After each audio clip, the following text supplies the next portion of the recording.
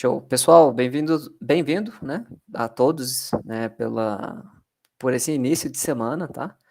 Pessoal, só para deixar aqui claro, viu, hoje é dia 22, a gente vai finalizar todos os slides do ano inteiro hoje, tá. E aí, pode celebrar, né, gente, que alegria, né.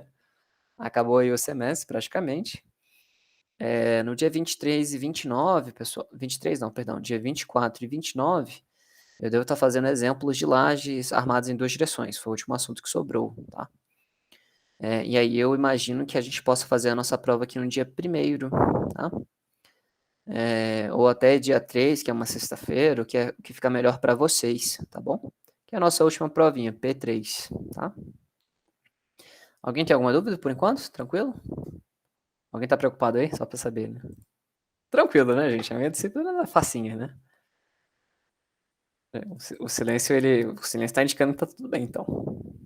Tô preocupada porque eu nunca entrego os seus trabalhos na data, professor. Todos os professores passam pelo menos um trabalho. Quem pega 6 matérias tá, tipo, morrendo de trabalho toda semana.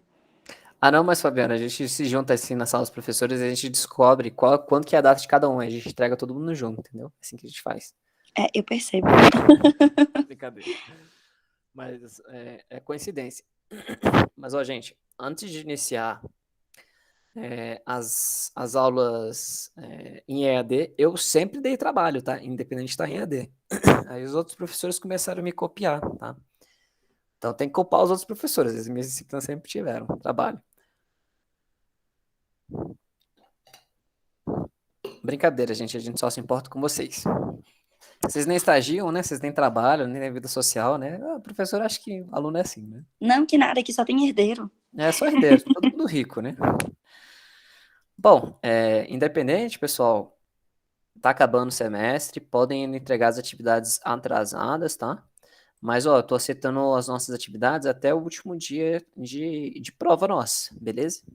Acabando a P3, eu não aceito mais atividade, tá? Porque depois disso acaba o semestre, praticamente, né? Eu tenho que fechar os diários, tá? Então vamos tentar entregar até lá, combinado? Então, gente, a gente vai finalizar finalmente a nossa unidade 6, tá? Quem tá com a gente desde o início do semestre, a gente começou as nossas aulas do semestre quando? Foi em agosto, né?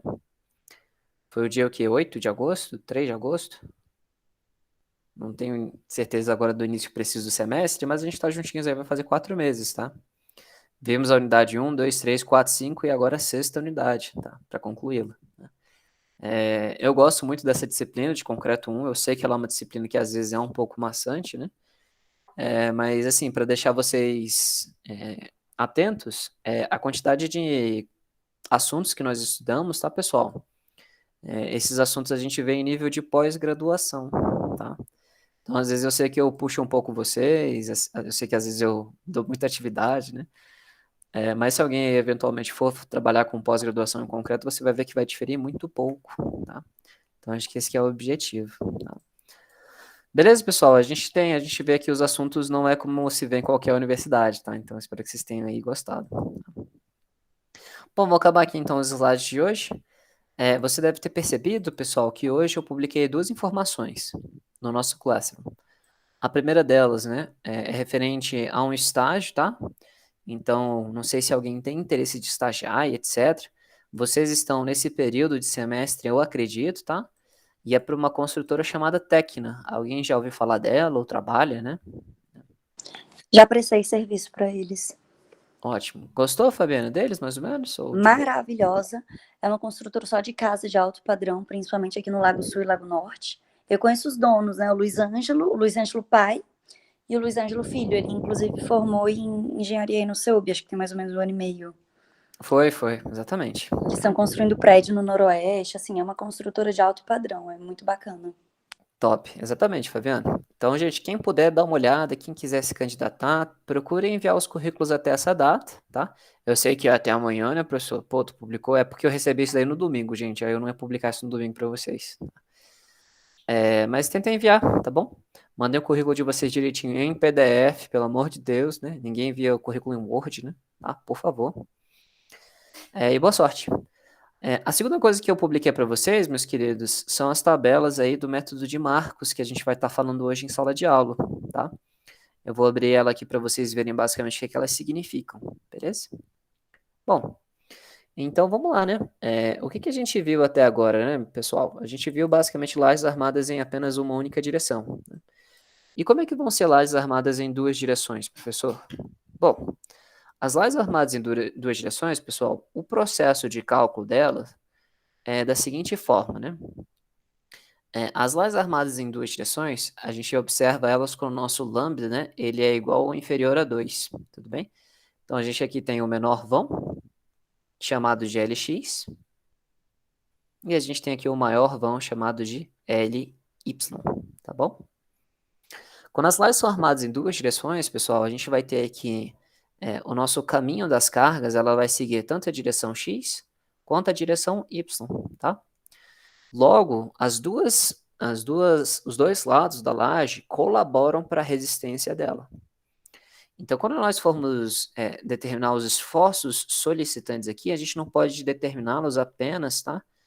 Por um metro de laje, né? Não tem como fazer isso, né? Como se a gente tivesse, tipo, uma viga apoiada aqui e uma viga apoiada na outra direção, né?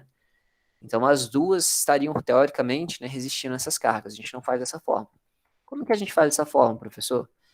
A gente vai fazer, né, determinação dos esforços através da teoria, né, do método, perdão, de Marcos,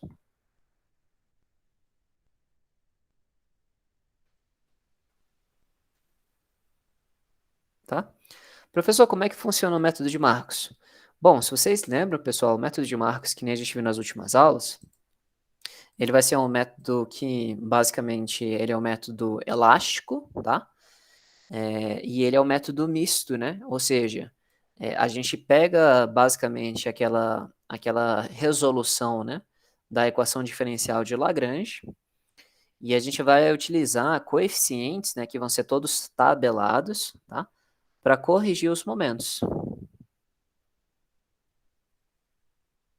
Bacana? Então, o método que a gente usa uma tabelinha. Ué, professor, só uma tabelinha? Uma tabelinha, tá bom? É basicamente isso, beleza?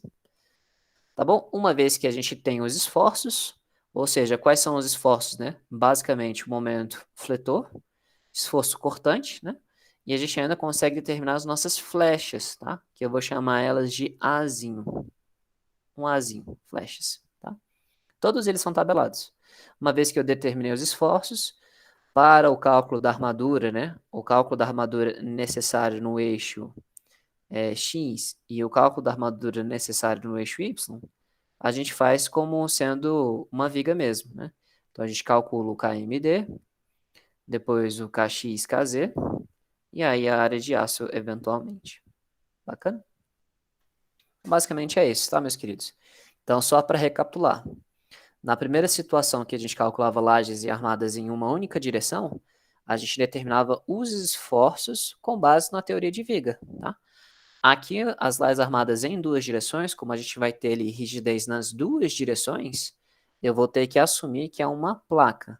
E aí a placa tem vários métodos que a gente viu, a gente vai determinar através do método de Marcos. Bacana?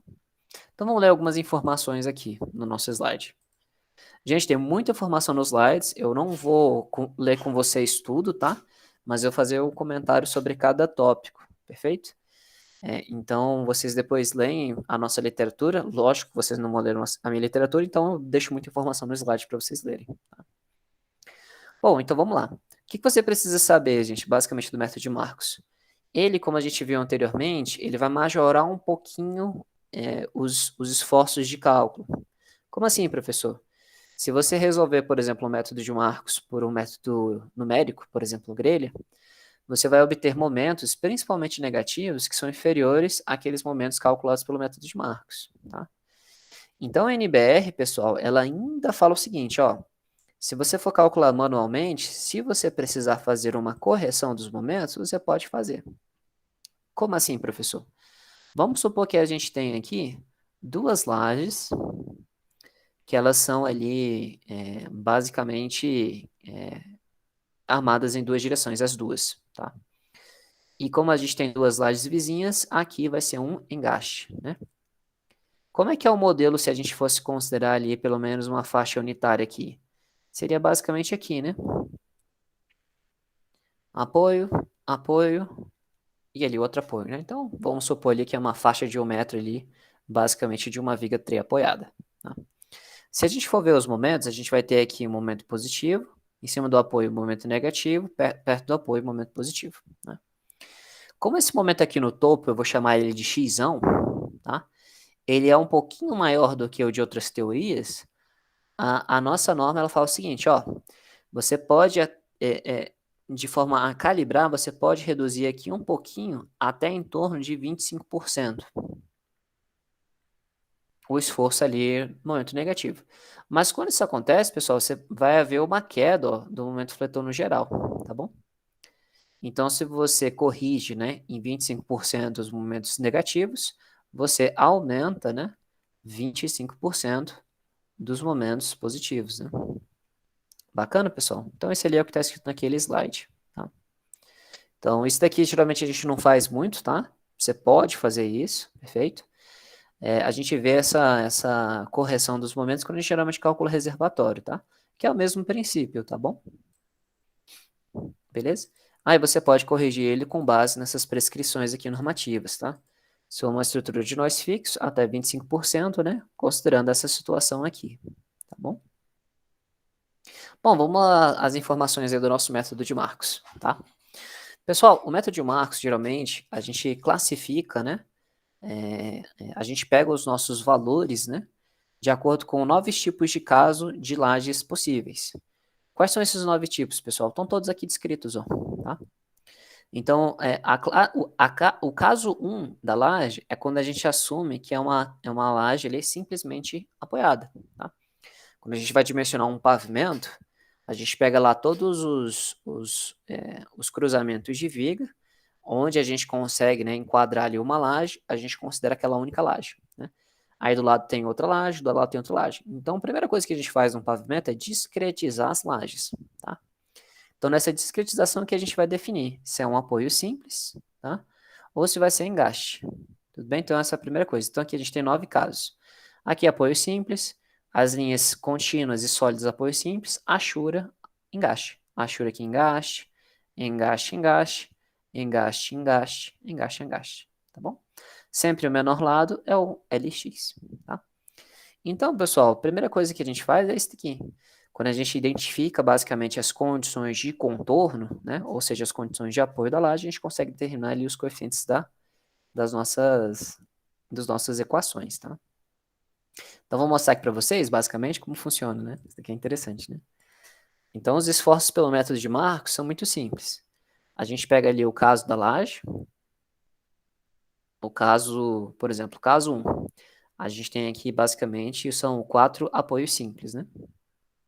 A laje vai ser armada em 2 direções, menor comprimento, LX. Maior comprimento, LY. Essa aqui é a direção X, essa aqui é a direção Y, tá? Se eu for ver aqui, pessoal, passar uma tesourinha aqui, né? Obviamente, isso daqui é um corte virtual, né? Ele é fictício. E eu for definir como que vai ser o diagrama de momento aqui, ó, por dentro, ele é assim, né? Ah, professor, entendi. Então, ó, perceba, os momentos na direção Y, pessoal, a gente só vai ter momento, ó, no centro da laje, tá? Então, na direção Y, pessoal, a gente vai ter lá os momentos na direção Y, eles vão ser calculados por um coeficiente chamado μ de Y, multiplicado pela carga, essa carga aqui, ela é uma carga por metro quadrado, beleza? Vezes o comprimento menor ao quadrado, dividido por 100. Bacana? Este coeficiente μ aqui, pessoal, é ele que é o tabulado.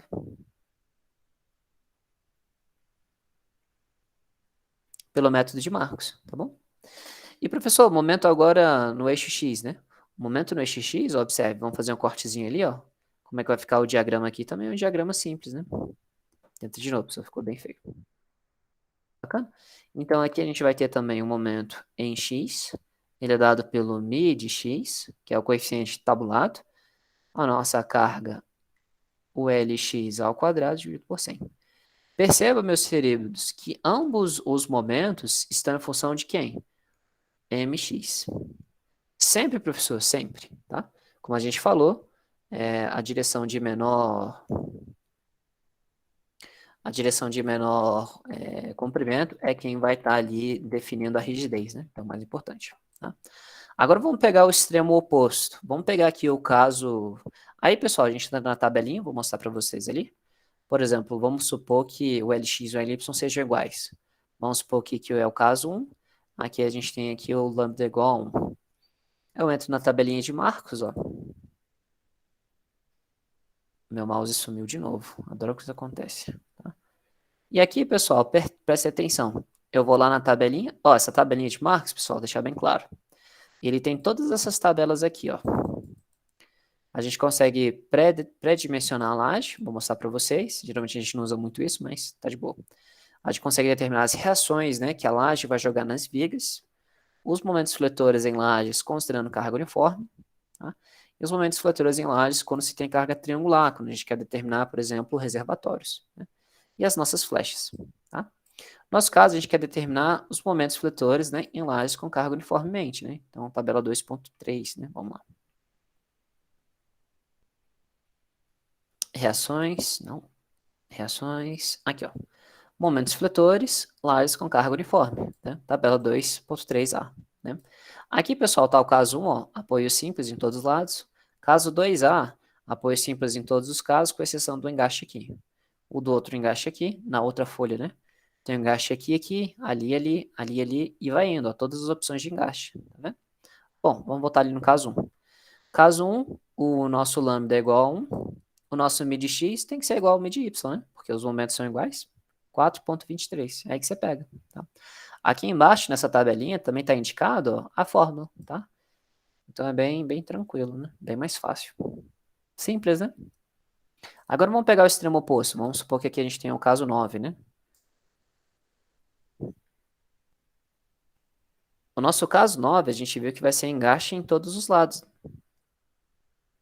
Então a gente tem engaste aqui, engaste aqui.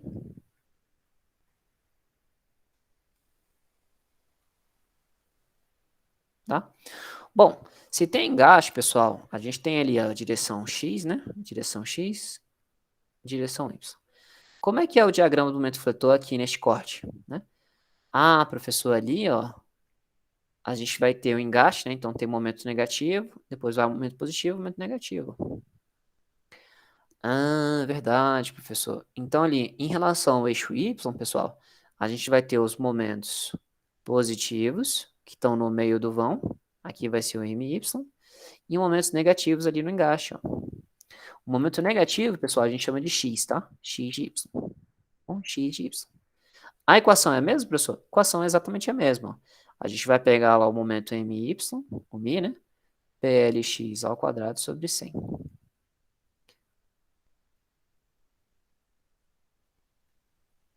Bacana? O que muda, professor? Um tracinho aqui, ó. Tá? O tracinho significa que é momento negativo. Bacana? E agora na outra direção, vamos desenhar aqui em azulzinho, tá? Então na outra direção, como é que tem? Também realmente tem engaste, ó. Engaste, engaste. E aí vai ter momento positivo, ó. Bacana? Beleza? Então a gente vai ter aqui o M de X e o X de X, né? Igualzinho. Então aqui o momento positivo em direção a X, momento negativo na direção X. Mesma equação, o Mi de X, M de X barra, né? O M de X linha, perdão, PLX ao quadrado sobre 100. Bacana? Aí eu vou lá no caso 9. Essa tabelinha, pessoal, se eu não me engano, não está escrito caso 9, né? Mas ele tem lá, é só você ver a condição de apoio, ó. Na tabelinha do UFSCar, né? Aqui é o caso 6, ó. Tá? Aí você tem aqui, ó, M de X, M' de X, MY, M' de Y. No caso, eles estão todos aqui, ó. Bacana?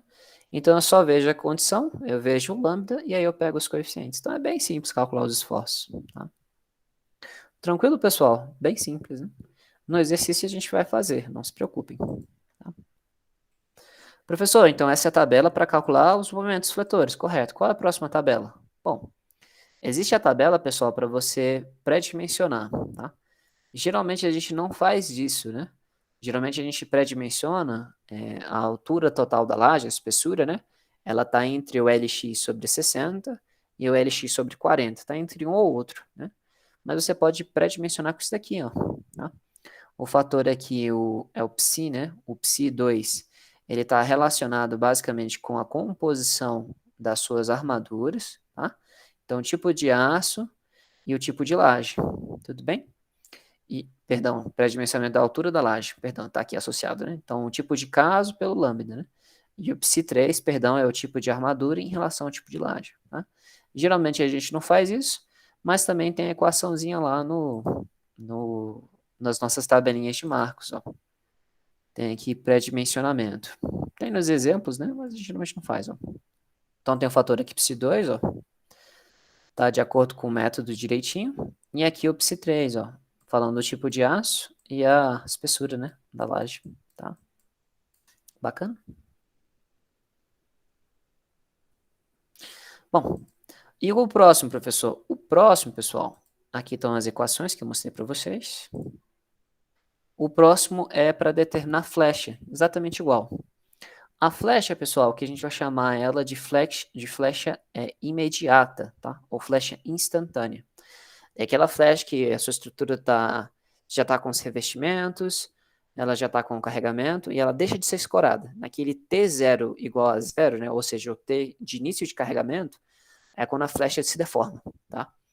Então, se a gente fosse desenhar ela aqui, essa flecha também é dada por essa equaçãozinha, tá? Bem simples, onde alfa é o fator, né, que a gente quer determinar. Deixa eu só reforçar isso aqui, né? Essa razão, né, esse é o módulo de elasticidade secante do concreto, o H é a espessura da laje, tá? E essa equação geralmente pode ser substituída por B sobre 100 e a inércia, tá? Então, geralmente a gente pode cortar, né, para trabalhar um pouquinho, tá? Então, deixa eu desenhar aqui para vocês. Isso daqui é informação importante, isso daqui não está no slide, tá, gente? Então, é bom frisar.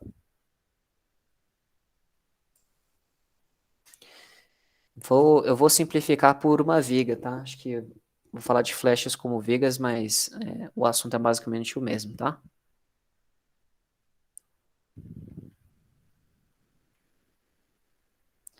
As flechas em lajes, pessoal, são calculadas por essa equação. O Azinho vai ser igual ao coeficiente alfa, que é tabelado, dividido por 100, PLX a quarta, dividido pelo módulo de elasticidade secante do concreto, e a espessura, né, da laje.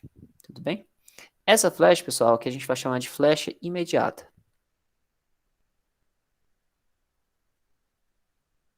Tá, a gente vai ter basicamente três tipos de flechas. A gente vai ter a imediata ou instantânea, tá? A gente tem a flecha fissurada. E a gente tem por último a nossa flecha diferida, ou flecha infinita, ou flecha a longo prazo. Tá? A flecha imediata, pessoal, é aquela flecha que ela ocorre assim que a estrutura ela é carregada. Então, se a gente fosse pegar aqui o esquema de uma viga, né, por exemplo, e assim que eu começo a aplicar o carregamento, né, eu tirei o escoramento naquele instante que a carga foi submetida, tá? Vou dizer aqui só P. Beleza? Aí, assim que você aplica o carregamento, o que que acontece? A nossa laje se deforma, tá bom? Então, essa aqui, pessoal, é a nossa flecha imediata. Todo mundo entendeu? A flecha fissurada, gente, ela é chamada de AFzinho, tá? Ela basicamente vai ser o produto da nossa flecha inicial. Para lajes, especificamente, a gente vai multiplicar isso daqui pela inércia não fissurada, então a inércia bruta, dividido por uma flecha equivalente, tá? Isso aqui considerando 1 metro, né, de largura de laje. Tá bom? Professor, o que é essa inércia equivalente, né? Bom, gente, em peças de concreto armado, é muito comum que aconteça fissuração, né? A fissuração é praticamente inevitável, ela vai acontecer, né? Então, por exemplo, vamos supor que a gente tem aqui uma viga, né? De altura H e largura B, beleza? Aqui, pessoal, a gente tem aqui a nossa inércia bruta da seção. Aqui em relação ao eixo X, tá? A gente tem aqui que vai ser B H ao cubo dividido por 12. Até aqui tranquilo, né? Isso aqui, pessoal, é a nossa seção íntegra, né? Não fissurada. Essa situação só acontece, pessoal, com nossos esforços muito pequenos, né? Que aí você tem ali o nosso estádio 1, né? Ou seja, os nossos esforços são tão pequenos que a tração que fica ali na parte inferior não ultrapassa, né, as tensões de tração resistidas pelo concreto, aí não fissura, tá? E aí, quando a gente começa a adicionar mais carregamento, o que que acontece na nossa seção de concreto? Ela fissura, né? E aí o que acontece? Aquela região que fissura, a gente simplesmente faz o quê? Ignora, né? Então aqui é a seção fissurada, que começa a trabalhar no estádio 2, né, que nem a gente viu. Bacana? Ué, professor, e aí? E agora? Como que a gente calcula aqui essa inércia no estádio 2, né? Bom, a inércia no estádio 2, o que que a gente tem que fazer? Se o concreto fissurou ali, né, na posição, na linha neutra ali, né? Quem que sobrou abaixo do nível do concreto? A nossa armadura. Ah, professor, é verdade. A gente vai ter que calcular aqui a nossa seção homogeneizada, né? Que é dado por N vezes AS, né? Esse N, pessoal, ele vai ser que vocês lembram de ter visto aqui em mecânica dos sólidos, né? Ele vai ser aquela relação entre o módulo de elasticidade do aço e o módulo de elasticidade do concreto. Ah, verdade, pessoal. Então, essa inércia no estádio 2, pessoal, a nossa inércia da seção homogeneizada, tá? Bacana, pessoal? Tá, professor, e daí? Onde é que está aquela inércia equivalente, né? Onde é que ela aparece? Bom, só uma dica para vocês, pessoal. Quando a gente tem a fissuração, a gente pode perder aqui em torno, tá? De 30, varia muito, tá? Mas eu vou chutar aqui de 40, pode ser? 40 a 60% de inércia, cara. Tá? Dependendo, pode ser até 70%, né? Caramba, professor, significa que isso daqui é tipo 70%? Tipo 30% da inércia bruta? Exatamente, tá? Pode chegar a esses valores, tá, meus queridos? Ou seja, isso daqui é muito ruim, né? Porque se a gente chegar nesse nível, nenhuma peça, né, vai dar conta. Todas as peças vão falhar por excesso de deformação, não é? Esse que é um problema que a gente tem que analisar quando a gente confere o estado limite de serviço, que é flecha, tá? Isso a gente vai ver aonde, professor? Unidade 8 de concreto, tá? Bacana? Então, gente, se a gente fosse considerar o cálculo das nossas flechas, considerando apenas a inércia no estádio 2, a gente perderia muita inércia, tá?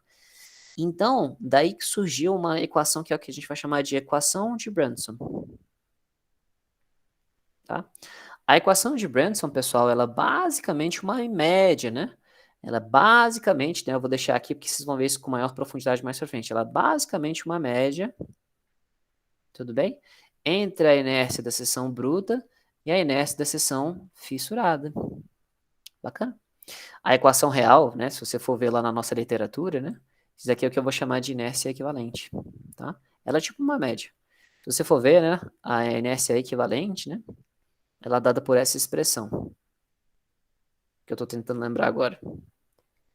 Inércia global, mr, mr, dividido pelo ms, isso aqui elevado a 1/3, mais...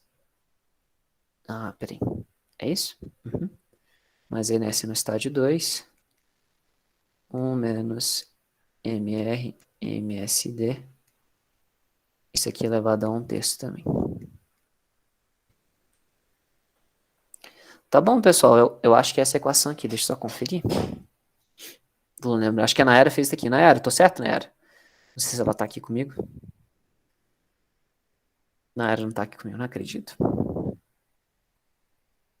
Tô aqui, prof. E aí, Nay? Tô certo dessa equação? Deixa eu ver aqui. Tu pegou o concreto 2 comigo, né, gata? Unidade 8, né? Unidade 8. Ô, gente, concreto 2 vai ser tão punk. Ele é tão mais difícil, né? Tô chegando, tô chegando, tô chegando. Aqui. ICMR, acertei, acertei. Muito bom, parabéns, lá, acertamos. Presencialmente ainda, exatamente, Alexandre. Tá? F de respeito. Tá? Então tá aí, pessoal. Então, tipo, como isso daqui é muito confuso para passar para vocês ainda esse semestre, não tem muito tempo, tá? Mas vocês vão ver mais para frente. Então é tipo que uma média, tá? Ou seja, eu não considero que a gente vai perder 70%, né? Eu considero que vai ter uma pequena parcela. Geralmente, tá? Esse fator aqui pode aumentar até 1,5 vezes, tá? Geralmente, né? 1,5 vezes flash, tá? Então, pessoal, eu apliquei lá o carregamento, passa-se uma semana, 2 semanas, pode passar em um mês, né? E aí a gente começa a ter um pouco de fissuração, ó, tá? Então a gente vai ter aqui a nossa flecha fissurada, tá? Que ela é um aumento, né? Perceba, ela aumenta um pouquinho. E por último, meus queridos, é o nosso último efeito, que é a nossa flecha ao infinito, a flecha diferida.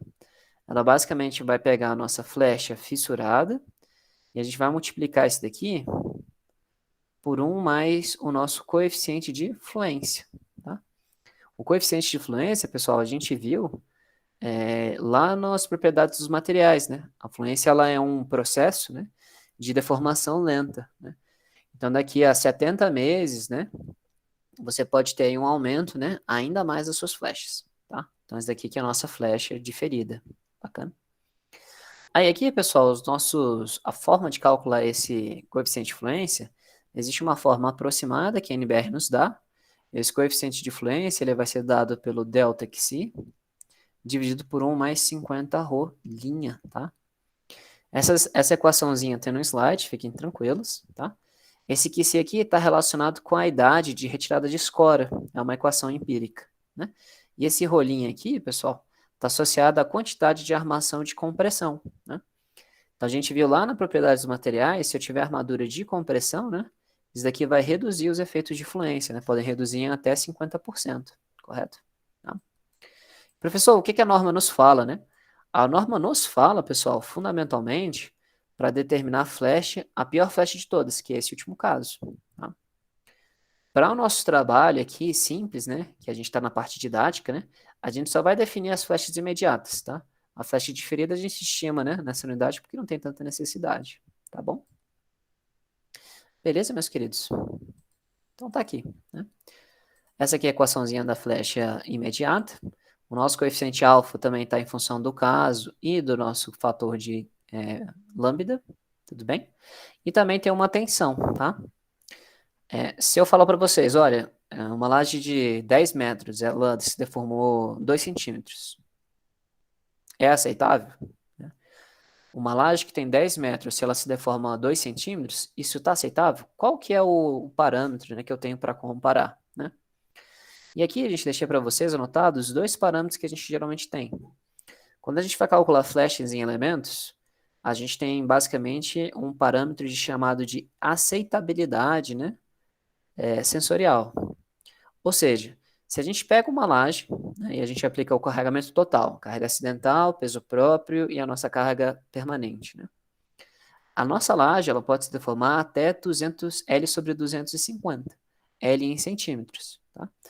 Então, se a gente tem uma laje de 10 metros, são 1.000 centímetros. 1.000 dividido por 250 dá 4 centímetros. Tá? Então, se a nossa laje de 10 metros se deformou 2 centímetros, ela está dentro do padrão aceitável. Todo mundo entendeu?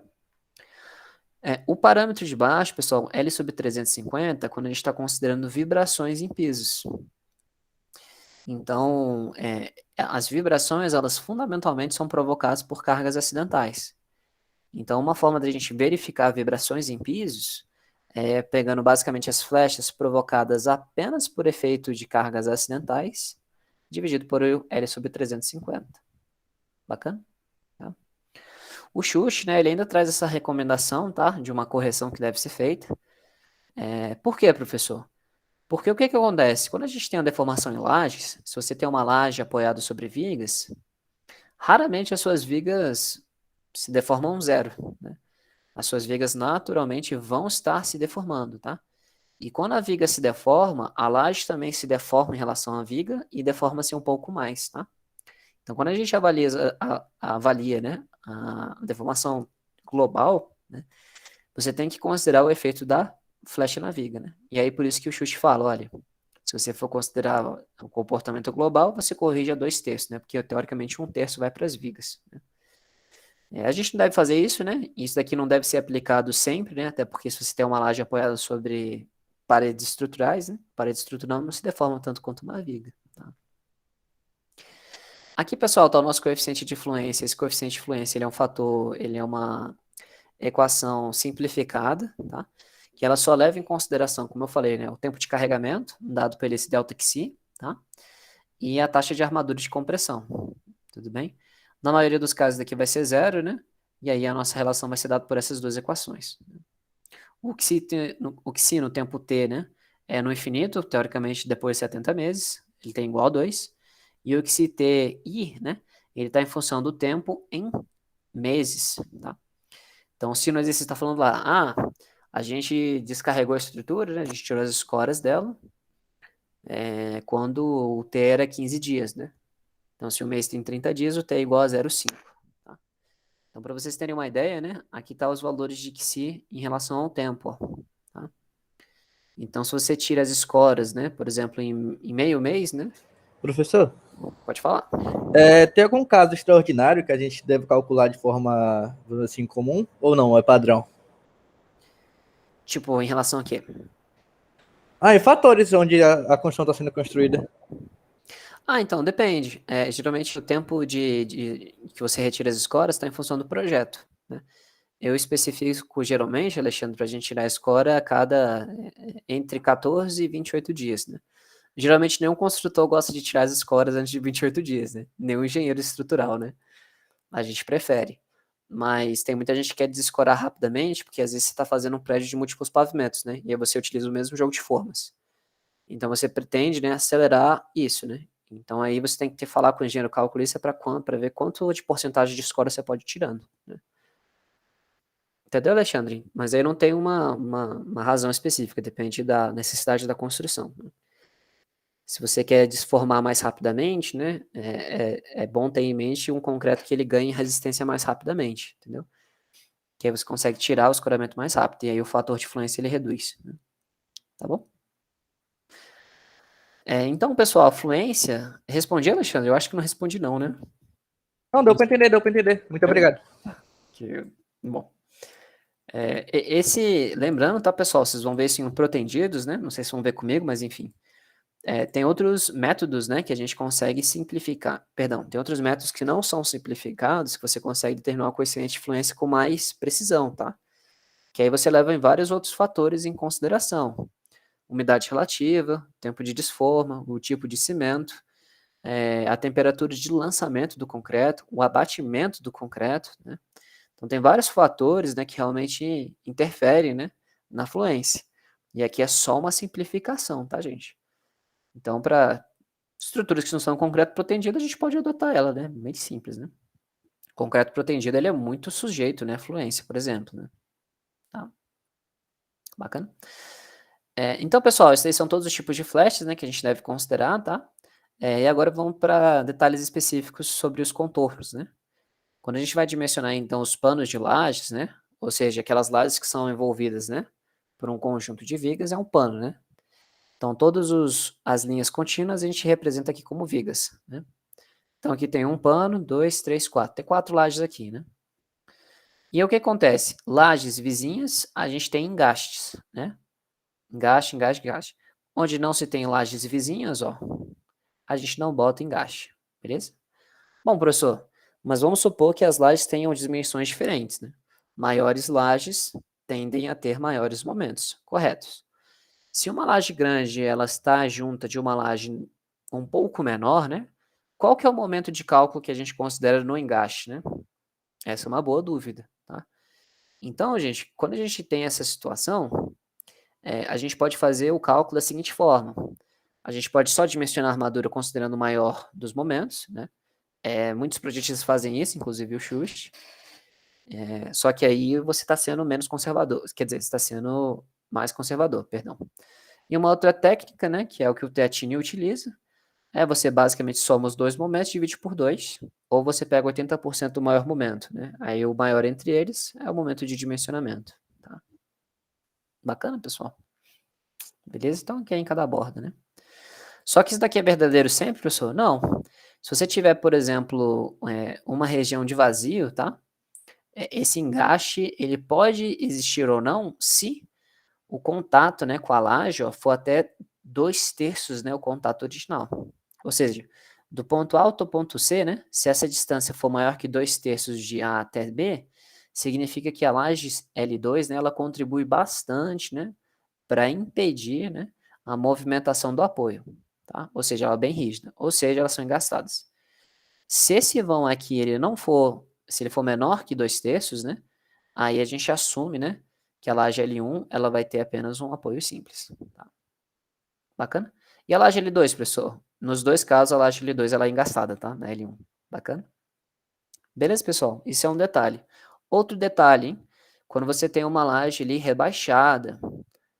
Ué, professor, o que é uma laje rebaixada, né? Bom, a laje rebaixada, pessoal, é uma... Quando a gente precisa, né, superar uma determinada necessidade arquitetônica, uma modificação de ambiente, né, a transição de um pavimento para o outro, a gente pode ter aí um desnível entre lajes. Então, olhando de cima, pessoal, geralmente no projeto, o que a gente faz? A gente identifica através de uma achura, né? Então, a gente identifica, tipo, a laje toda pintadinha. E aí a gente bota um indício, né? Por exemplo, -30, tá? Aí vou chamar esse aqui de L1, esse aqui vai ser L2, tá? Então, como que funciona, pessoal? Isso daqui é um desnível, tá? Se eu for passar uma linha de corte aqui, ó. E agora eu vou olhar pela lateralzinha, então esse aqui é o corte AA. Corte AA. E aí se eu vou olhar pela lateralzinha, a gente tem aqui a viga que apoia a laje L1, ela vem, tenta de novo, só que ficou muito ruim. E aí o desnível, pessoal, a laje do lado, ela nasce embaixo. Então pode acontecer essa situação, beleza? Isso quer dizer o quê, professor? Que a laje de baixo, ó, pessoal, ela tá menos 30 centímetros em relação ao topo da laje, percebe? Nessa situação, gente, é recomendado que essa interconexão entre as duas seja de um apoio simples, tá? Porque essa laje, se ela tentar se deformar, observe, a laje do lado, ela não vai influenciar em nada, ó. Eles têm comportamentos isolados, perceba, né? Diferente se a laje fosse toda, ó, no mesmo nível, né? Nessa situação aqui, se a laje do lado tentasse se deformar, a laje do lado, ó, não tentaria deixar, né? Ah, então ela teria certa rigidez, ó. Então ela tenta se virar para cá e de lá para cá. Tá? Bacana? Então esse daqui é um desnível. Quando isso acontece, a gente considera, né, que esta nossa viga aqui vai ser um apoio simples para as duas. Bacana? Isso acontece muito em piscina, tá? Piscina a gente geralmente faz isso.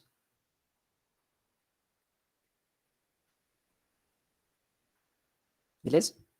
Ah, outra parte legal, né? Bom, quando a gente projeta estruturas, pessoal, qual que é a primeira coisa que a gente calcula, né? Vocês já pararam para pensar? Vou calcular um prédio do zero. Por onde eu começo, né? E, professor, sei lá, né?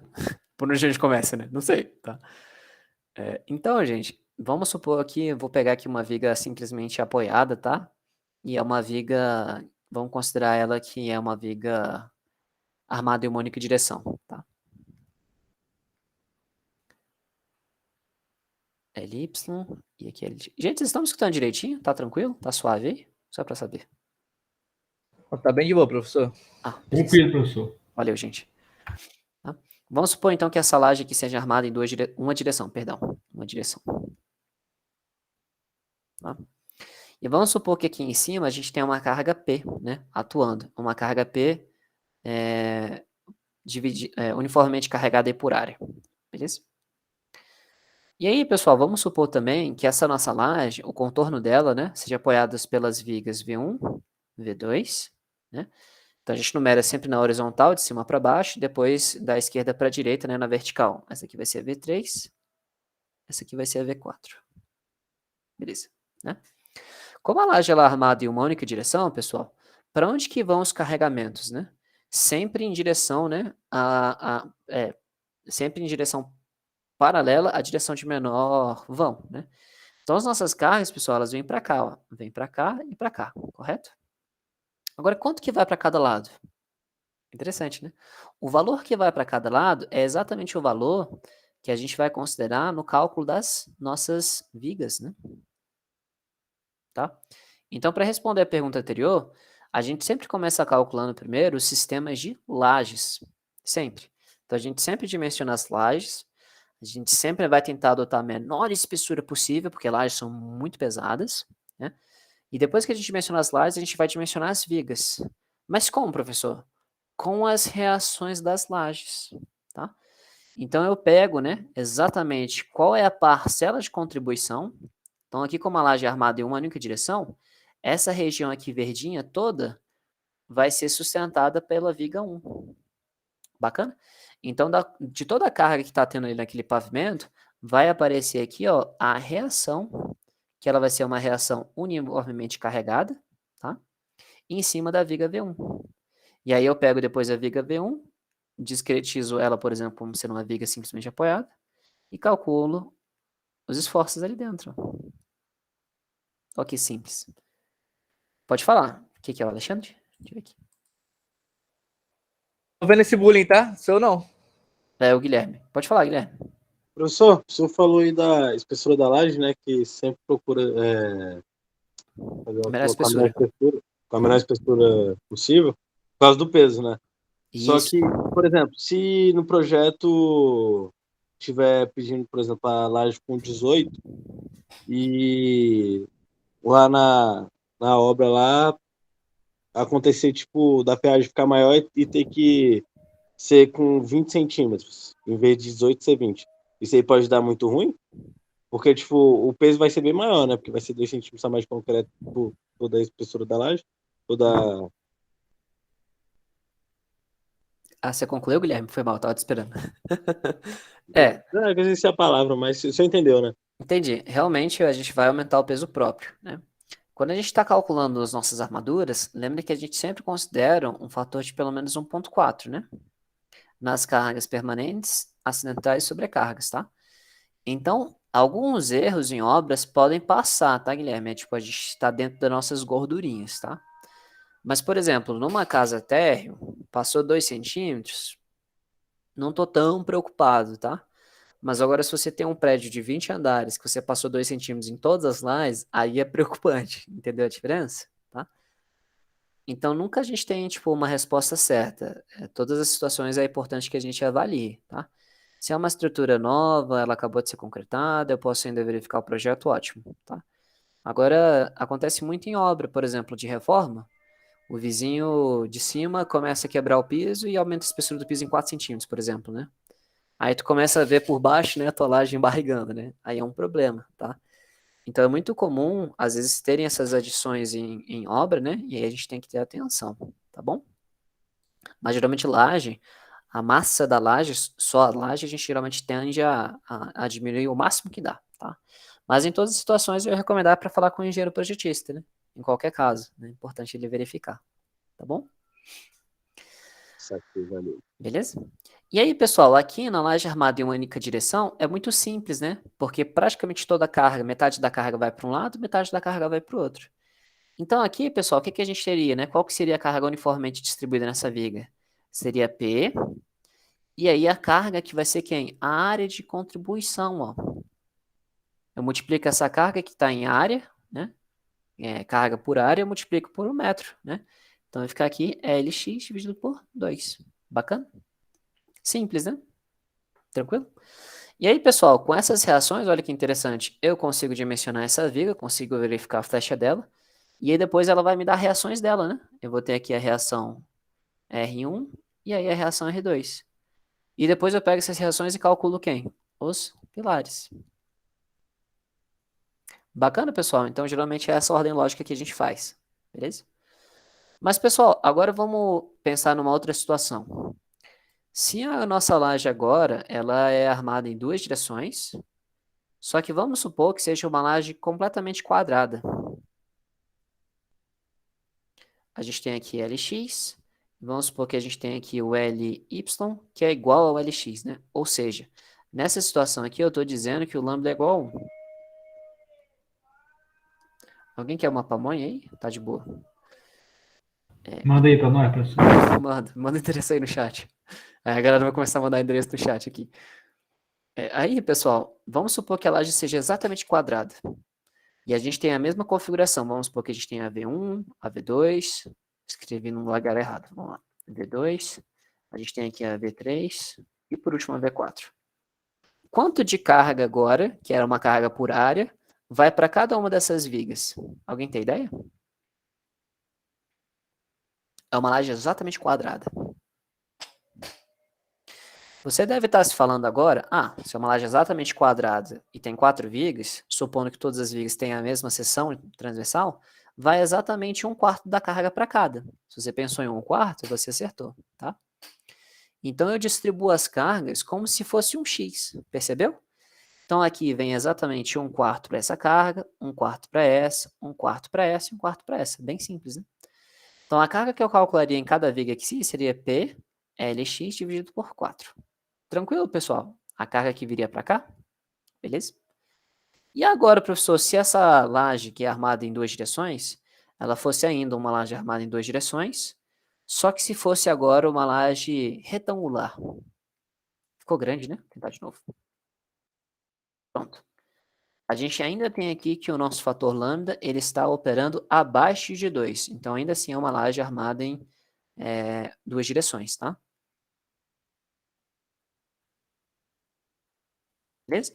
Vou botar aqui agora a viga V1, V2.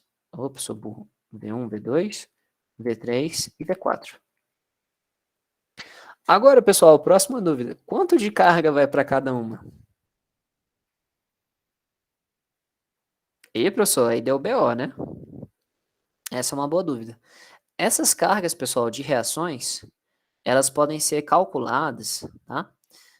Pelo método das charneiras plásticas, que nem a gente falou. É mais ou menos assim, ó. É como se fosse um telhado visto por cima, tá? Esse ângulo aqui, pessoal, ele vai estar em função, ó, esse ângulo aqui, θ, ele vai estar em função de Lx e Ly, tá? Você consegue calcular isso matematicamente, para você conseguir deduzir exatamente a quantidade de carga que vai para cada uma. Mas se a gente fosse fazer isso para todos os tipos possíveis de laje, demoraria muito, né? Então é muito mais fácil a gente só fazer o quê? Tabelar, né? A gente adora tabela, né? Engenheiro civil adora tabela, né? Então a gente tabela. Beleza? Tabela como, professor? Método de Marcos de novo. Tá? Beleza, pessoal? E aí, olha que interessante, né? Vamos supor que, se você percebeu, né? A contribuição de carga que vinha para V3 diminuiu um pouquinho, né? Percebeu? Por quê? Porque o comprimento Ly aumentou mais. Ou seja, a contribuição de carga que vem para a viga V1, ela fica maior, cada vez maior. Até o momento que eu começo a aumentar muito, e o que vai acontecer com a carga que vai para V3 e a V4? Ela vai ficar bem parecida com a situação anterior. Quando o nosso lambda aqui, ele é maior do que 2. Que aí você praticamente não tem nenhuma contribuição da carga aqui, ó, para a viga V3 e para a viga V4. Bacana? Então, é essa lógica aqui que a gente traz, beleza? Tá? Então, entenderam? Uma vez que a gente calcula a nossa laje, a gente consegue determinar as reações de apoio. Sabendo as reações de apoio, pessoal, eu consigo verificar exatamente o cisalhamento da laje, né? Que a gente tem aqui basicamente a nossa viga.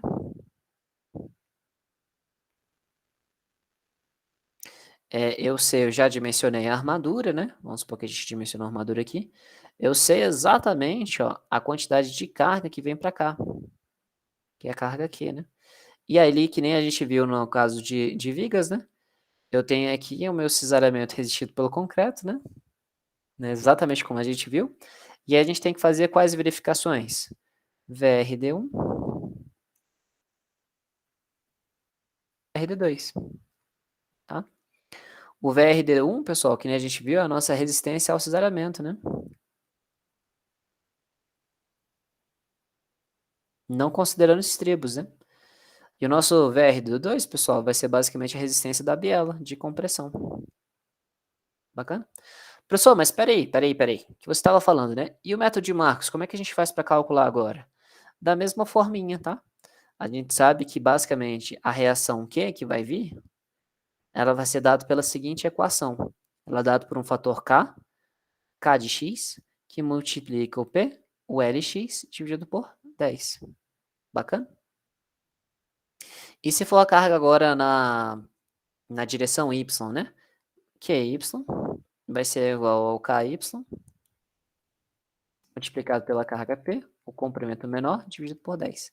Esses dois colegas, esses coeficientes, o Kx e o Ky, os dois também são tabelados.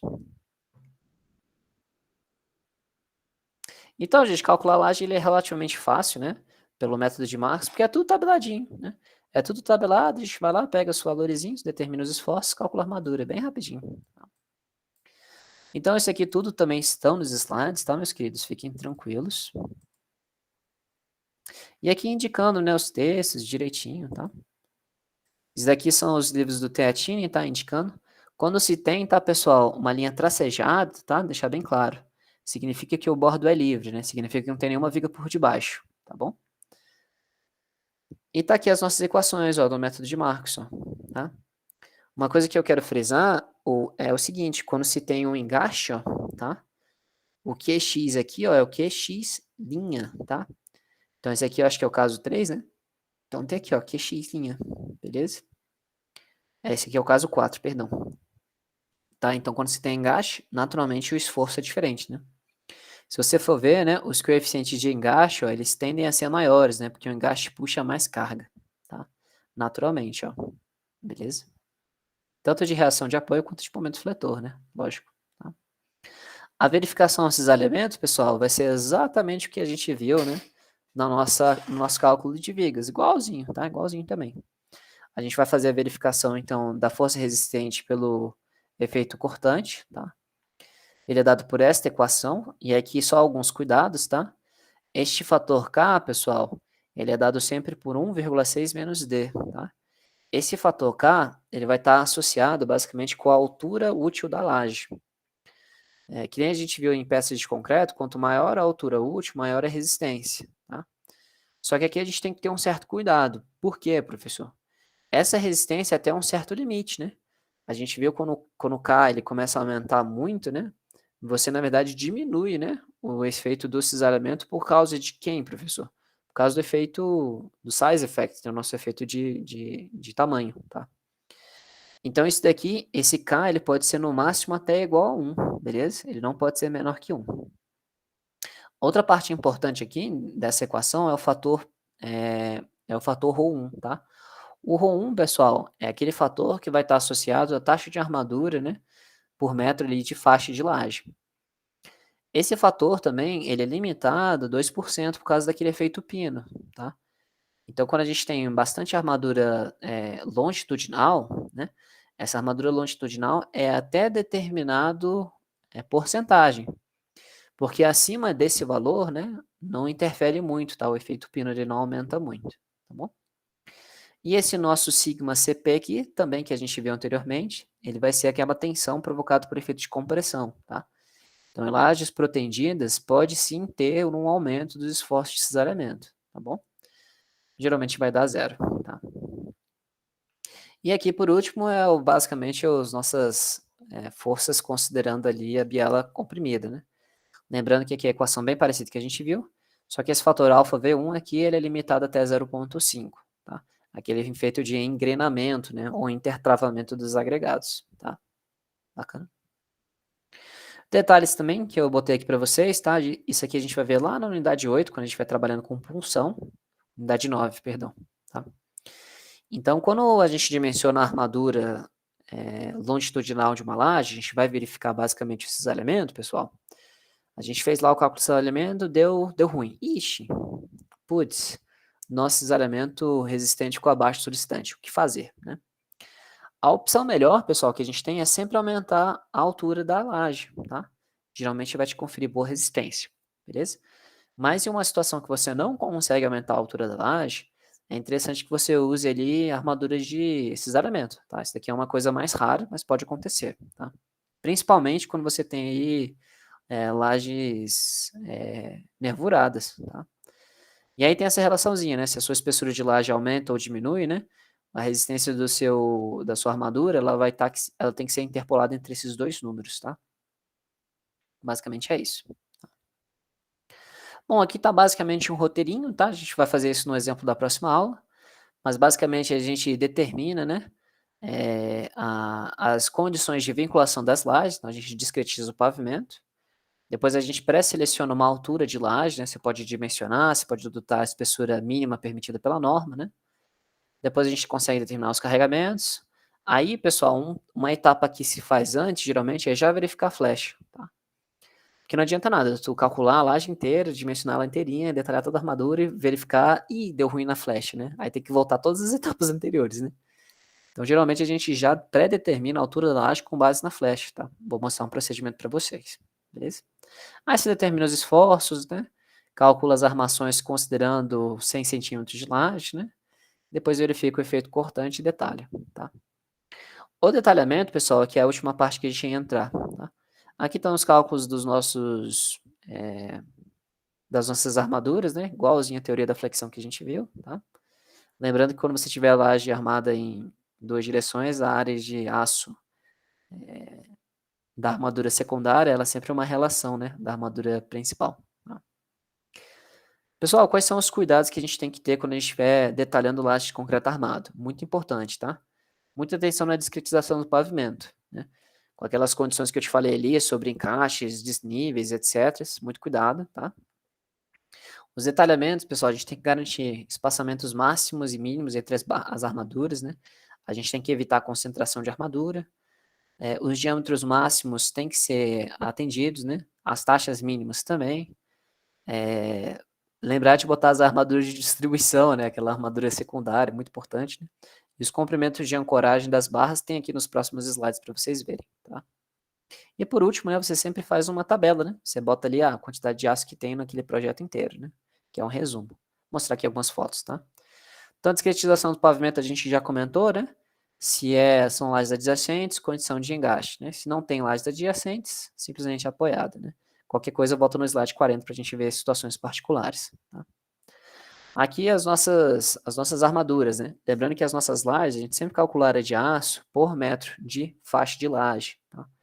Então, muita atenção nisso, tá? Outra coisa importante, pessoal, é que quando você estiver fazendo o detalhamento das armaduras, né? Por isso que a gente bota os ganchinhos, né? Que a gente tem que garantir sempre que o posicionamento dessas armaduras seja garantido, né? Durante a concretagem, tá? Então, muito importante, amarrar as barras direitinho, né?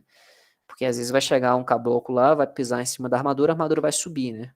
Aí o que ele faz? Ele pisa de volta, né? Para baixar, né? Então tem que sempre amarrar direitinho para isso não acontecer em obra. Geralmente o pessoal pisa em barra, amassa mesmo, é comum, tá? Aí você tem que só ver, né? Por isso que a gente tem maiores comprimentos, né? Bota maiores taxas, né? A gente tem esses erros aí, né? Que acontecem. Tá? Taxa de armadura mínima a gente já viu. Espaçamento máximo, pessoal, nunca pode ultrapassar um desses valores, né? Tem que ser adotado com menor entre esses valores. 2 vezes a espessura ou 20 centímetros, tá? Geralmente é 20 centímetros, beleza? Outras coisas importantes, né? Muita atenção com o escalonamento, né? Geralmente barras positivas a gente não faz o escalonamento das barras, eu vou mostrar a foto para vocês, tá? E a armadura e lajes armadas em uma direção, lembrando que a gente tem que adotar ali o maior entre esses valores, né, da armadura secundária, que é aqui que a gente já tinha falado em obra, tá? Basicamente.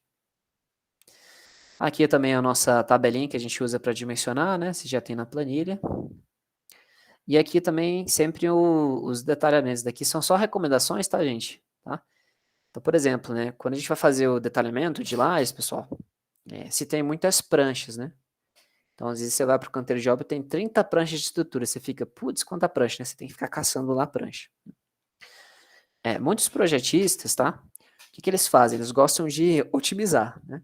Então, se você tem uma estrutura de pavimento tipo e simétrica, muitas pessoas detalham somente as armaduras positivas de um lado e na outra parte que é simétrica, detalha as armaduras negativas, né? Aí, se você não tiver em canteiro de obra, pode ser que os caras só botem armadura positiva em uma armadura negativa em outra. Então, tem que ficar atento, tá? Então, vocês podem cruzar, tá? Tem muita gente que detalha também a armadura em uma direção e na outra juntas, tá? Você pode fazer isso desde que você, digamos assim, não gere confusão, tá? Se gerar confusão em obra, pode dar ali uma troca de barra, né, que você não quer, tá bom? Geralmente, tá, pessoal, o detalhamento das barras positivas é feito por uma linha cheia contínua, tá? Enquanto as barras negativas, a gente geralmente faz uma linha tracejada. Vou mostrar a foto para vocês. Tá? As barras também, pessoal, uma recomendação que a gente dá é sempre numerar as barras, tá? Então, você bota a barra número 1, bitola tal, comprimento tal, espaçamento tal. Isso é uma forma de ficar mais fácil para o armador e uma forma mais fácil de organizar o seu quadro de aço. Vou mostrar a foto para vocês. Né? E nunca esquecer, pessoal, do ladinho ali, você botar as suas especificações de projeto, né? Quantidade de tempo que se tira as escoras, especificações quanto à ciência dos materiais, os tipos de cobrimento, os fatores máximos de água e cimento, os tipos de execução, etc. Tá? Então aqui, pessoal, está um gabarito que vocês podem utilizar para armar as lajes, tudo bem? Então esse aqui é apenas para armadura negativa, tá? Então armaduras negativas, né? Quando é a armadura da face superior, que não tem engaste, ela geralmente se estende 20% em relação ao menor vão, tá? Quando se tem engaste, a gente estende, né, para cada lado pelo menos 25% mais o gancho, tudo bem? Essa armadura aqui do lado, pessoal, não aparece na nossa norma, tá? E aparece em algumas literaturas, que é a armadura de momento envolvente, tá? Então, quando você tem situações de lajes muito grandes, né, que você tem esforços muito elevados, é interessante utilizar essa armadura aqui. Eu já vistoriei um prédio uma vez que tinha um monte de fissura, uma fissura que ela acontece aqui na diagonal, ó, próximo do pilar, ó. Tá? Ela aparece mais ou menos nessa direção. É falta disso daqui, tá? Então, nessas situações particulares, por exemplo, garagem, isso acontece, tá? É interessante que você arme aqui com pelo menos 75% da maior armadura positiva, tá? Aqui é o comprimento de ancoragem, que a gente já falou com vocês, tá? Condições de maior boa aderência. Isso daqui, pessoal, é quando você tem um balanço, tá? Então, você tem aqui basicamente uma laje em balanço. A armadura, pessoal, você pode fazer ela aqui, você pode fazer o escalonamento da armadura. Como que é isso, professor? Bom, geralmente uma laje em balanço, pessoal, o maior momento, ele está em cima do apoio, aqui. Quando a gente se afasta do apoio, você tem praticamente que o momento é zero, tá? Então, pode-se fazer o escalonamento da seguinte forma. Você bota a armadura, né, começando lá na outra laje, né, vai até a sua com ganchinho, tá? E aí, a próxima armadura, você bota 50% dessa armadura com comprimento, né, até a região máxima, né, ou seja, 50% do vão, tá? E aí, a próxima, você bota uma cheia, e a próxima pequena. Esse aqui que é o escalonamento, tá? A gente nunca faz isso com a armadura positiva, né? Só negativa. Quando tem essa situação, tá? Você pode fazer isso. O comprimento desse ganchinho tá aqui, tá? Ele é dado geralmente por 2 vezes a espessura da laje mais o comprimento de ancoragem, tá? E aqui, pessoal, tá uma foto quando se tem aberturas, tá? Então, geralmente, as aberturas em laje concreta a gente faz para fazer manutenção, né? Quando você precisa acessar uma determinada região da estrutura. Professor, quando você fala ganchinho, são os grampos? Não, na verdade, é quando você pega o ferro e você dobra ele assim, ó, Fabiano. Tá? Então, são os grampos na estrutura. Então, é que tem que ter um pouco de cuidado. Quando a gente chama de grampo, pode ter algumas formas. Por exemplo, quando você finaliza uma viga, né? E a viga você não tem, por exemplo, o comprimento suficiente para aguentar a biela de compressão aqui, a gente bota o grampo. Que ele é um ferrinho que ele tem essa configuração aqui, ó. Você já viu? Já vi sim, que é o encontro, na verdade, de uma viga para outra. Então, pode ter mais ou lá, menos. pode ter lá o grampo, né? Geralmente o grampo a gente usa para amarrar mesmo, tá? Então, quando você não consegue ter ferro suficiente, isso acontece geralmente em topo de pilar, tá? Então, você tem lá o topo de pilar, e aí a sua armadura, quando ela chega aqui no topo, para a gente não deixar o ferro, né, a ponta do ferro, para ficar em contato com o topo do concreto, que dá uma fissura lá inclinada, a gente amarra com um grampo também. Então, a gente bota um grampinho aqui, ó, e um grampinho aqui. Olha que bacana, tá? Então, esses aqui são os grampos que a gente usa. Ele parece ser realmente tipo, um grampo mesmo, né, de pregador, tá? Beleza? Então, esse aqui é diferente de eu pegar a nossa armadura, por exemplo, e só fazer uma dobra dela assim, ó, Fabiane. Assim, entendeu? Aí, esse aqui é só uma dobra mesmo, tá, Fabiana? Esse daqui é só uma dobra. Beleza? Então, basicamente isso. Top.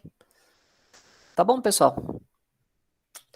E aqui, então, esse gabarito vocês podem utilizar sempre. Todo detalhe de armadura usa o mesmo gabarito. É engraçado, né? Geralmente a gente bota as armaduras, parece aqui como se fosse uma emenda, tá vendo? Parece como se fosse um curativo, né? E aí a gente bota 2 barras da bitola da armadura que você está utilizando, né? Então, se você projetou a laje com bitola de 8, usa a bitola de 8. 2, um do lado da outra. O comprimento, né? Pelo menos ele se estende, né? 2H mais LB, tá? Sempre. Tá? Essa abertura, pessoal, não pode ser de qualquer tamanho também não, tá? Ela tem certas limitações, né? Você não pode fazer uma abertura de 3 metros quadrados numa laje de 9 metros quadrados, por exemplo, tá? Então, essas aberturas, elas têm esse gabarito que vocês podem estar utilizando, tá? Então, geralmente, né, em relação aos apoios, né, próximos aos apoios, você não pode ter ali 1/4 do vão menor, tá? Em uma direção e na outra. Em relação a distâncias de aberturas próximas umas às outras, né, ela não pode ser inferior ao vão dividido por 2, né? Ou a média, né, dos vãos, né, dividido por 4, tá? Quando você tem lajes diferentes, ó. Lajes diferentes, a média, né, dos vãos dividido por 4, tá?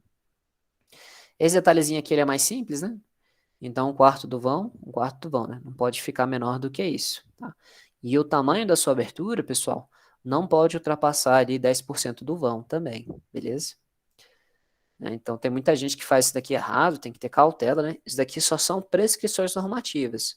Óbvio que se você estiver fazendo uma análise mais refinada, né, você pode ignorar isso desde que você esteja respaldado. Tá?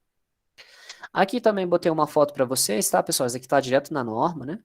Quando a gente estiver armando lajes lisas, né? Lajes lisas é quando você não tem vigas, né? Nessa situação, geralmente, a gente vai ver isso na unidade 8, tá, pessoal? Não, unidade 9, perdão. E quando a gente está dimensionando essas lajes, pessoal, a gente tem muito ferro, né? Basicamente, a gente separa, né, de faixa externa e faixa interna, tá? A faixa externa, pessoal, quando ela está perto da borda, né, digamos assim, perto dos pilares, tá? E a faixa interna é que está entre os pilares, tá? Uma faixa interna ali da laje. Aí a gente basicamente separa as faixas e os comprimentos, né? Você segue esse gabarito aqui também. Tá? Eu não vou perder muito tempo aqui, depois você pode dar uma lida com calma. Aqui é um exemplo de dimensionamento, ó, de detalhamento, tá? Então aqui a gente tem um pano de laje, né? Que está aqui definido por 4 vigas de apoio, tem 4 pilares em cada canto. Tem 4 pilares, um em cada canto, perdão. Aqui a nossa laje tem espessura de 12 centímetros. E aqui, ó, o ferro de maior direção, como é que deve ser lido isso daqui, né? Tem 27 barras, a posição delas é a posição N3, a bitola, né, desse ferro é uma bitola de 6,3 milímetros, e a gente vai botar as barras, né, a cada 15 centímetros espaçadas. Aqui tem uma bolinha e uma setinha, tá? Indicando que essas barras todas vão ser dispostas, né, na horizontal. Daqui até aqui. Beleza? Fácil de ler? Facinho, né? Agora virando aqui na vertical, né? Nesta direção aqui, ó. A gente tem, ó, 40 barras na posição 2, bitola de 6,3 milímetros, perdão.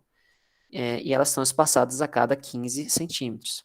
O comprimento total, né, embaixo entre parênteses, né, da barra são 402 centímetros. Aqui são 602 centímetros. Né, tá? Esta barra, pessoal, ela está com linha contínua. Então, essa daqui é uma laje com armadura positiva nas duas direções. Fácil? Pode tirar a dúvida. Pode falar, Glauco. Professor, mas nesse caso aí, 602 centímetros, eles não iam colocar esse 2 aí, né? Ia ficar com 6 metros, né? É porque a laje provavelmente tem 6 metros, tá? Só que ela tem que entrar um pouquinho nos apoios, né? Que são as nossas vigas, entendeu? Em obra o cara Aí ia eles cortar cortariam 600. um pedacinho de ferro e emendaria, era isso? Pode ser, poderia ser uma solução, tá? Em obra, com toda certeza, esse detalhe aqui ia ser para obra 600 centímetros. Toda certeza. Tá? Porque as barras vêm de comprimento de 12 metros, né? Então é muito mais fácil cortar ela no meio e acabou. Né? Esse detalhe aqui, por exemplo, poderia ser melhorado, tá? Foi eu que fiz, tá? Eu tenho que melhorar esse detalhe, inclusive. Né? Tá bom? Então, pessoal, perceba, né? A armadura positiva, ó, ferro de 6,3 a cada 15. É muita pouca armadura. Agora vamos ver um exemplo da armadura de negativa, ó. Perceba. Armadura negativa, onde que elas ficam, professor? Em cima daqueles momentos negativos, geralmente em cima das vigas, onde a gente vai ter ali engastes, né? Então, entre essa laje e esta laje, a gente tem esta viga aqui, ó, ela funciona como engaste. Então, por isso que a armadura está distribuída, ó, na região, né, na direção de maior momento. Tá? Então, perceba, ó, em cima do engaste, pessoal, em cima da nossa viga, ó, 48 ferros da posição 6, bitola de 10, ó, espaçamento 12,5. Perceba. Né? Então, aqui usa-se muito mais ferro. Percebeu também que a linha é tracejada? Observe, tracejada, tracejada. Tá? Então, são ferros que são ferros negativos, né? E eles são dobradinhos aqui. Professor, tem que ter ganchinho, né? Então, o ganchinho, pessoal, como ele está negativo, ele não vai ficar flutuando o ferro, né? Então, quando você bota o ganchinho, ele fica pelo menos parado ali, né? Em contato ali com a face, né? Da laje, tá bom? Bacana? E aqui, ó, esse daqui são 45 ferros, a bitola na posição 7, bitola de 10 milímetros a cada 9 centímetros, né? O comprimento total são os 327, o comprimento interno aqui são 313. Acho que é trocado, tá, gente? Acho que o comprimento total tem que estar aqui e o comprimento interno entre parênteses, tá bom? E geralmente, pessoal, a gente bota umas das distâncias, né? Porque o cara não sabe quanto que o ferro tem que estar para cá ou quanto que o ferro está para lá, né? Então, geralmente, a gente bota uma cota, ó, em referência à viga, ó, para ele conseguir botar mais isso aqui direitinho. Um cuidado que você deve ter, pessoal, é o seguinte, ó. Neste pilar aqui, ó, esta armadura, ela vem de cá até subindo, ó. Perfeito? Neste pilar aqui. E essa armadura, ó, vem desse canto até aqui, ó, perceba. Então, nesta região aqui que eu estou passando o mouse, é muito possível que a gente tenha a sobreposição dessas duas armaduras, tá? Então, nessas situações aqui, pode ser que haja uma alta concentração de ferro, tá? Tem que ter cuidado. Então, quando isso acontece, né, alguns autores recomendam que você pode fazer isso, ó. Você pega aquela armadura que vai dar maior e você estende ela até o apoio, né? Aquela armadura que vai dar menor, você vai até o início da outra armadura, ó. Você pode até fazer isso, né? Porque teoricamente tem mais ferro do que aqui, né? Aí você pode interromper, né? Se desejar, se você perceber, né, que vai dar muita concentração de armadura. Aqui também, ó, tá? Pode ser feito isso, beleza? Pode falar, Guilherme? Pode falar, Guilherme. Nesse caso, viraria tipo uma malha, né? Fica uma malha. Uhum. Exatamente, tá? E aí fica bastante ferro, né? Por isso que é bom, né? A gente ter noção aí de quanto que a gente vai botar de ferro, tá? E aqui, por fim, né, pessoal, que a gente conclui a aula de hoje, né? Quando você sabe exatamente todos os ferros que você detalhou na laje, a gente tem basicamente um quadro de aço, tá? Na próxima aula eu vou mostrar para vocês um quadro de aço de um projeto real, tá? E nesse quadro a gente indica a primeira posição em ordem crescente, tá? De todas as armaduras, a bitola N1, N2, N3 em diante. As armações que foram utilizadas, ó, o comprimento de cada barra 10 e o comprimento total, perceba, né? Aí dessa forma, ó, o comprimento unitário, cada barra N1 tem 5 milímetros de bitola, ela tem 1,5 m e são 200, né? Um vezes o outro vai me dar aqui, ó, tem 300 metros da barra N1. E aí no final a gente tem um resumo, ó, então da bitola de 5, quando eu somo de todo mundo de 5, né? Eu pego lá todos os comprimentos e eu consigo saber exatamente o peso, né? Que eu vou estar utilizando de ferro daquela bitola naquela área inteira. Tá? Isso daí é bem simples de ser feito, tá? Vou fazer com vocês um exemplo na próxima aula, tá? Depois que a gente mencionar toda a armadura, né? Para vocês verem como é que é simples, tá? Então, geralmente a gente faz isso, né? Que aí eu tenho uma ideia exatamente do consumo de aço, né? Por laje. Tá? Pessoal, na aula que vem, né? Chega, né? Chega, pessoal. Muita aula hoje. A gente faz o último exemplo do semestre todo juntos, tá? A gente praticamente finalizou todos os slides. Vocês viram que essa unidade é mais rapidinha, né? Então, procurem depois rever essa aula, ler o nosso material, tá, gente? Bem importante. E aí, na aula de quarta-feira, a gente começa a fazer o último exemplo do semestre. Né? Vocês vão ficar com saudade de mim, pessoal? Pode falar que vocês vão ficar com saudade de mim, né? Pô, ninguém falou nada. Vou fazer chamada aqui, então. Claro, né, professora Natália? Gente, fazer uma chamada rápida aqui para liberar vocês. Então, tem o Antônio, Carolina, Davi, Fabiana, Felipe Linus, Francisco, Guilherme, Gustavo, Henrique Ferreira, Hugo, Leonardo, Loue, Lucas, Marcela, Maria, Mariana, Murilo, Natália, Nayara, Pedro Henrique, Rafael Marques, Rafael Teixeira, Renan, Robespierre, Sandro. Professor, Pode falar, Glauco. eu tô aqui, viu? Porque caiu aqui, mas já voltei. Ah, não, beleza, tô sabendo. Fique tranquilo, não vou te dar falta, não. Meus queridos, é isso. Muita matéria, mas vamos comemorar que a gente está chegando nas últimas 2 semanas, né? 1 semana e meia agora. Todos aí uma fantástica semana. A gente se vê na quarta-feira, tá? Procure não faltar quarta-feira, pessoal, que eu vou mostrar para vocês como calculo, tá bom? Combinado? Valeu, pessoal. Se cuidem. Boa noite a todos. Abração.